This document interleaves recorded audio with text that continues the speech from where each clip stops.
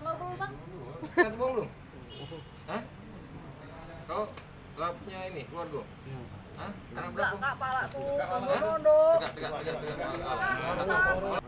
Mal ini. Hah? Yang motor ini. Kau dapat di mana? Di rumah susun. Dari rumah susun. Hah? Pas motor lagi parkir.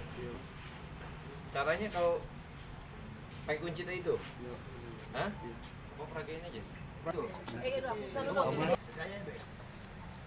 Keras. Yang paling gampang motor apa? Masa jadi sajam juga? Kan tersangka ketika anggota melaksanakan patroli, anggota reskrim kemudian mencurigai salah satu pengendara dan diberhentikan.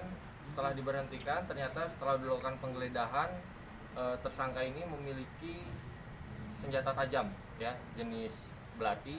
Kemudian setelah digeledah lagi, ternyata dalam tasnya ditemukan kunci letter T beserta perangkat untuk melakukan pencurian kendaraan bermotor.